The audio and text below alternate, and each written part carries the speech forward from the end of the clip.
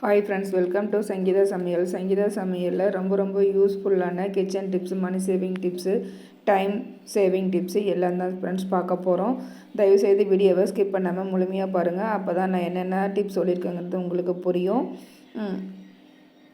இப்போ வாங்க ஃப்ரெண்ட்ஸ், வீடியோக்குள்ளே போகலாம். ஃபஸ்ட்டு டிப் என்னென்னு பார்த்தீங்கன்னா, நம்ம வீட்டில் இப்போ வெயில் காலத்தில் மாவுலாம் அரைச்சி வச்சோம்னா ரொம்ப புளிச்சு பொங்கி வந்துடும்.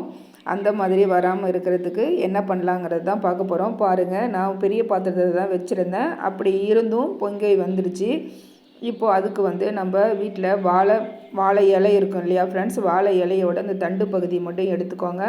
தண்டு பகுதியை எடுத்துகிட்டு இந்த மாதிரி நீங்கள் நடு சென்டராக நீங்கள் இந்த மாதிரி வச்சுட்டிங்கன்னா அந்த நம்ம எவ்வளோ நறுக்கி வச்சுருக்கோமோ அந்த தண்டுக்கு மேலே கொஞ்சம் கூட பொங்கவே பொங்காது. இந்த டிப்ஸ் உங்களுக்கு ரொம்ப யூஸ்ஃபுல்லாக இருக்கும். இந்த சம்மர் டைமில் கண்டிப்பாக நீங்கள் இதை யூஸ் பண்ணி பாருங்கள். முடிஞ்ச வரைக்கும் நீங்கள் பெரிய பாத்திரத்தில் நீங்கள் மாவு கரைச்சி வச்சுருங்க. அப்போ தான் நமக்கு பொங்கி வராமல் இருக்கும். இந்த டிப்ஸ் உங்களுக்கு ரொம்ப யூஸ்ஃபுல்லாக இருக்கும்னு நினைக்கிறேன். யூஸ்ஃபுல்லாக இருக்கும்னு நினச்சிங்கன்னா இந்த டிப்ஸ்க்கு ஒரு லைக் கொடுத்துருங்க. இப்போ வாங்க நெக்ஸ்ட் டிப்பு என்னன்னு பார்க்கலாம். நம்ம இட்லி அவிச்சிட்டு இருக்கும்போது அந்த இட்லி பாத்திரத்தில் நம்ம தண்ணி வச்சுருக்கோம் இல்லையா, அந்த தண்ணி சில டைம் நம்ம இட்லி ஊற்றி வச்சுட்டு மற்ற வேலை நம்ம ஏதாவது செஞ்சிட்ருப்போம். அந்த மாதிரி டைமில் தண்ணி ஃபுல்லாக ட்ரை ஆகி இட்லி பாத்திரம் கருகிடும். அந்த மாதிரி இல்லாமல் இருக்கிறதுக்கு இந்த மாதிரி உங்கள் வீட்டில்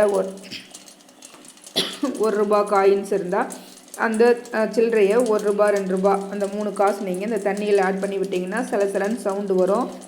அந்த சவுண்டு வரும்போது நம்ம இட்லி தண்ணி இருக்குதுன்னு நம்ம தெரிஞ்சுக்கலாம். இந்த சவுண்டு ட்ரை ஆனதையும் தண்ணி வற்றிச்சுன்னு நம்ம உடனே பார்க்குறதுக்கு ரொம்ப யூஸ்ஃபுல்லாக இருக்கும். நெக்ஸ்ட் டிப்பு என்னென்னு பார்த்தீங்கன்னா, இதுலேயே கருவேப்பிலை, இப்போ இருக்க குழந்தைங்கள்லாம் கருவேப்பிலையெல்லாம் சாப்பிடவே மாட்டாங்க. அதனால் சீக்கிரமாக இளநரை வந்துடுது. அதுக்கு நம்ம ரொம்ப யூஸ்ஃபுல்லான டிப்ஸ் என்னென்னா, இந்த மாதிரி இட்லி மாவு ஊற்றும் போது இட்லி பிளேட்லேயே நீங்கள் துணி மேலே இந்த மாதிரி கொழுந்து கருவேப்பிலை இருந்தால் நீங்கள் அதை தூவி விட்டு மேலே மாவு ஊற்றி நீங்கள் இட்லி ஊற்றி கொடுத்தீங்கன்னா ரொம்ப கலர்ஃபுல்லாகவும் இருக்கும். அது எந்த வாசனையும் இல்லாமல் குழந்தைங்க சாப்பிட்ருவாங்க. இப்படி சாப்பிட மாட்டாங்கன்னா நீங்கள் கொஞ்சமாக கருவேப்பிலையை அரைச்சி கூட நீங்கள் க்ரீன் கலராக இருக்கும் கொஞ்சமாக இட்லி மாவில் கலந்து கூட நீங்கள் வார்த்து கொடுக்கலாம். இந்த மாதிரி நீங்கள் செஞ்சு கொடுக்கும்போது ஹெல்த்தியாக சட்னியில் கருவேப்பிலை அதிகமாகவோ இல்லை இட்லியில் இந்த மாதிரி சேர்த்தோ நீங்கள் கொடுக்கும்போது குழந்தைங்களுக்கு ரொம்ப ஆரோக்கியமாக இருக்கும். இளநரை வராது, கண் பிரச்சனை வராது. ட்ரை பண்ணி பாருங்கள். அடுத்த டிப்பு என்னன்னு பார்க்கலாம் வாங்க. தோசை தவாவில் சில டைம் நம்ம தோசை வார்த்து எடுக்கும்போது தோசை அடிப்பிடிச்சிக்கும். அது மட்டும் இல்லாமல் சைடில் இருக்க அந்த அழுக்கெல்லாம் எண்ணெய் ஆயில் பிசுக்கெல்லாம் ரிமூவ் ஆகாது.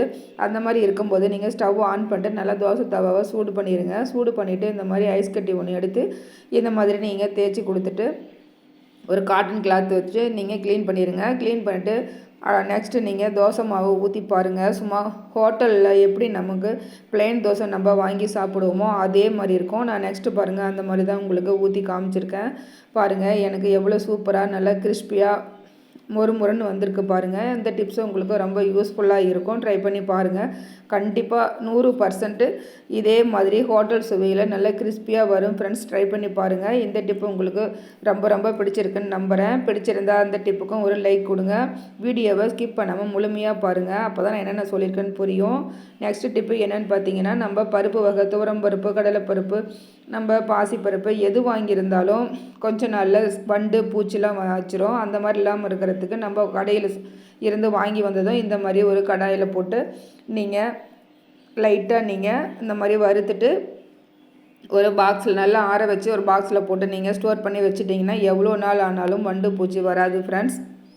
இப்போது அந்த ஐஸ் கட்டி மீதம் இருந்த ஐஸ் கட்டி வச்சு நம்ம என்ன பண்ண போகிறோன்னா, நம்ம வீட்டில் தயிருக்கு இல்லை பால் நம்ம வாங்குவோம். கடையில் வாங்கினாலும் சரி, நம்ம வீட்டில் பால் கறந்து வச்சுருந்தாலும் சரி, அந்த மாதிரி நம்ம தயிர் சாப்பிடும்போது அந்த மேல் பகுதியில் இருக்க ஆடையை வேஸ்ட் பண்ணாமல் நம்ம ஈஸியாக வீட்டிலேயே வெண்ணெய் ரெடி பண்ணிடலாம். அந்த ஆடையை எடுத்து நீங்கள் சேர்த்து வச்சுட்டே வாங்க ஃப்ரிட்ஜில்.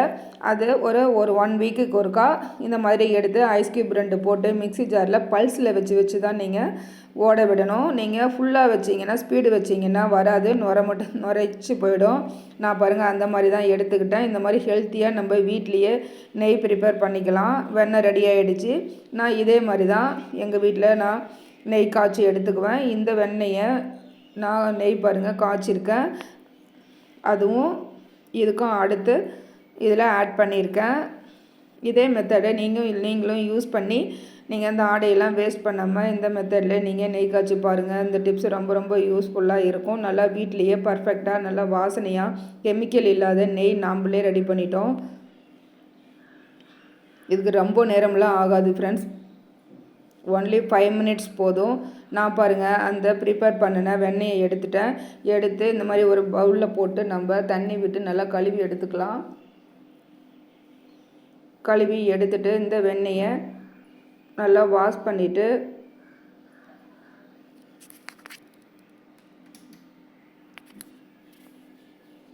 ரெண்டு 3 டைம் நல்லா தண்ணி விட்டு நல்லா வாஷ் பண்ணிடுங்க. வாஷ் பண்ணிவிட்டு இந்த மாதிரி எடுத்து நீங்கள் கடாயில் போட்டு நம்ம நெய் காய்ச்சி எடுத்துக்கலாம். ரொம்ப சிம்பிளாக ஈஸியாக நம்ம ரெடி பண்ணிட்டோம். இதுக்காக நம்ம கடையில் போய் நம்ம நெய் வாங்கினோம்னா கீ வாங்கும்போது அரை லிட்டர் 400 ரூபா 500 ரூபா சொல்கிறாங்க. நம்ம வீட்லேயே சிம்பிளாக ரெகுலராக வாங்குகிற பால் ஆடையை வச்சு நம்ம ஈஸியாக நெய் ப்ரிப்பேர் பண்ணிக்கலாம். நான் 10 டேஸ் தான் நான் சேர்த்து வச்சேன். எனக்கு அரை லிட்டர் நெய் வந்தது. நல்ல மணமாகவும் இருக்கும். நம்ம வீட்டில் காய்ச்சிற நெய் நம்ம ஷாப்பில் வாங்குறத விட வீட்டில் காய்ச்சிற நெய் நல்ல மணமாகவும் இருக்கும், வாசனையாக இருக்கும். அந்த நெய்யை பயன்படுத்தி நம்ம ஸ்வீட்டு செய்யும்போது ரொம்ப ரொம்ப ஹெல்த்தியாக நம்ம குழந்தைங்களுக்கு செஞ்சு கொடுத்தோம் அப்படிங்கிற திருப்தியும் நமக்கு இருக்கும். நீங்கள் கண்டிப்பாக மிஸ் பண்ணாமல் இந்த வீடியோவை நீங்கள் ட்ரை பண்ணி பாருங்கள். இந்த டிப்ஸை நான் சொல்லியிருக்க எல்லா டிப்ஸுமே உங்களுக்கு ரொம்ப ரொம்ப யூஸ்ஃபுல்லானதாக இருக்கும் ஃப்ரெண்ட்ஸ். எல்லா டிப்ஸும் எல்லாருக்கும் தெரிஞ்சிருக்குன்னு இல்லை, தெரிஞ்சவங்களுக்கு இல்லை, தெரியாதவங்களுக்காக நான் ஷேர் பண்ணியிருக்கேன். உங்களோட கருத்துக்களை நான் சொல்லியிருக்க டிப்ஸில் உங்களுக்கு எந்த டிப்ஸ் ரொம்ப பிடிச்சிருக்குன்னு சொல்லிட்டு கமெண்ட்ஸில் சொல்லுங்கள். பார்க்கும்போதே பாருங்கள் எவ்வளோ சூப்பராக நல்லா கலர்ஃபுல்லாக சூப்பராக இருக்குன்னு. நார்மல் தண்ணி நம்ம விட்டு நம்ம வெண்ணெய் எடுக்க முடியாது, வெண்ணெய் உருகி வந்துடும். நம்ம மிக்ஸி ஜாரில் போட்டு அரைக்கும் போது நீங்கள் ஐஸ் க்யூப் மட்டும் கண்டிப்பாக ஐஸ் க்யூப் தான் நீங்கள் போடணும். ஐஸ் க்யூப் போட்டு நீங்கள் பல்ஸ் மோடில் விட்டு நீங்கள் எடுக்கும்போது தான் இந்த மாதிரி வரும். பாருங்கள் ஃப்ரெண்ட்ஸ், நான் அரை லிட்டர் நெய் வந்தது எனக்கு கிடச்சிது. நான் இந்த மாதிரி தான் நான் எடுத்து வச்சுக்கிட்டேன். அவ்வளோ வாசனையாக இருந்தது, வீடே மணக்கும், அந்த அளவுக்கு வாசனை வரும் ஃப்ரெண்ட்ஸ் நெய் இந்த மாதிரி நீங்கள் காய்ச்சி எடுக்கும்போது. இந்த நெய் இன்னொரு டிப்ஸும் நான் சொல்கிறேன். இந்த நெய் ரொம்ப நாள் நீங்கள் கெடாமல் வச்சுருக்கணும் அப்படின்னு சொன்னால் நீங்கள் ஃப்ரிட்ஜில் இல்லாமல் வெளியவே ஸ்டோர் பண்ணி வச்சுக்கலாம். அதில் கொஞ்சமாக ஒரு கருப்பட்டி இருந்தால் கொஞ்சம் ஒரு சிறு துண்டு ஆட் பண்ணிக்கோங்க. கருப்பட்டி இல்லைன்னா நாட்டு சர்க்கரை ஒரு அரை ஸ்பூன் இந்த நெய்யிலேயே போட்டு நீங்கள் கலக்கி வச்சுருங்க, ஃப்ரெஷ்ஷாகவே இருக்கும். Next tip, last final tip என்னென்னு பார்த்தீங்கன்னா, எங்கள் வீட்டில் இருக்க டேபிளில் இந்த மாதிரி நம்ம மிக்ஸி ஜார் வச்சு நான் யூஸ் பண்ணுவேன். இதில் நிறைய இந்த மசாலா ஐட்டெல்லாம் சிந்திருச்சு, அதெல்லாம் பாருங்கள் கீழே பட்டுருச்சு, அதெல்லாம் ட்ரை ஆகிடுச்சு. அதை ஈஸியாக நம்ம எப்படியெல்லாம் க்ளீன் பண்ணலாம் அப்படின்னா, நான் கொஞ்சமாக பேஸ்ட் எடுத்துக்கிட்டேன். நான் பேஸ்ட் எடுத்து ஒரு ப்ரஷில் அப்ளை பண்ணிவிட்டு இந்த மாதிரி லைட்டாக தண்ணி தெளித்து நான் இந்த மாதிரி க்ளீன் பண்ணிட்டேன். ரொம்ப ஈஸியாக ஏகப்பட்ட டஸ்ட்டு இருந்தது, பார்க்குறதுக்கு ஒரு மாதிரி இருந்தது. ஒரு 5 மினிட்ஸ் கூட இல்லை, நான் ஈஸியாக நான் க்ளீன் பண்ணி எடுத்துட்டேன். இந்த மாதிரி நான் தண்ணி போட்டு ப்ரஷ் தான் வச்சு நான் தேய்ச்சேன். அழுத்தம் கொடுத்தெல்லாம் தேய்க்கல, நார்மலாக சும்மா லைட்டாக தான் மைல்டாக தான் நான் தேய்ச்சேன். எவ்வளோ அழுக்கு ரிமூவ் ஆகி வந்திருக்கு பாருங்கள் ஃப்ரெண்ட்ஸ். இது மேலே மிக்ஸி நாங்கள் வச்சுருப்போம். அது மட்டும் இல்லாமல் டிவியும் வச்சுருந்தோம். ஒரு கவர் போட்டு தான் வச்சுருந்தோம். அந்த கவர்லாம் எடுத்துகிட்டு பார்த்தா எவ்வளோ டஸ்ட்டு இருந்துச்சு. அதெல்லாம் நாங்கள் க்ளீன் பண்ணி இப்போ நான் எடுத்துட்டேன். இப்போ பாருங்கள், அந்த ப்ரஷ் வச்சு நான் தேய்ச்ச உடனே ஒரு காட்டன் கிளாத் வச்சு இந்த மாதிரி ஈரமான காட்டன் கிளாத் வச்சு நம்ம துடைச்சி எடுக்கும்போது எப்படி பளிச்சுன்னு வருது பாருங்கள். இந்த மாதிரி துடைச்சதுக்கும் அந்த துடைக்காமல் இருக்கிறதுக்கும் டிஃப்ரென்ஸ் பாருங்கள், உங்களுக்கே தெரியும். இந்த மாதிரி சின்ன சின்ன டிப்ஸ் நம்ம தெரிஞ்சு வச்சுக்கிட்டோம்னா நமக்கு ரொம்ப யூஸ்ஃபுல்லாகவும் இருக்கும், டைம் சேவிங் மணி சேவிங் டிப்ஸாகவும் இருக்கும் ஃப்ரெண்ட்ஸ். ட்ரை பண்ணி பாருங்கள். என்னடா இது கருப்பாக இருக்குது இவ்வளோ க்ளீன் பண்ணின்னு பார்க்குறீங்களா? இது மெழுகுவர்த்தி மெழுகுவர்த்தி பருத்தி கரண்ட் இல்லாத சமயத்தில் அதில் வச்சதுனால இந்த மாதிரி கருப்பாகிடுச்சு ஃப்ரெண்ட்ஸ். அது நல்லா ஹீட் ஆகிடுச்சு. ஹீட் ஆகி அந்த ப்ளேவுட்டு அந்த மாதிரி பிளாக் ஆகிடுச்சு. மற்றபடி இதில் இருந்த அழுக்கு எல்லாமே டஸ்ட் எல்லாமே ஈஸியாக ரிமூவ் ஆகிடுச்சு. பார்க்குறதுக்கு புது டேபிள் மாதிரி ஆகிடுச்சு. எனக்கே ஆச்சரியமாக இருந்தது, பளபளன்னு இருந்தது.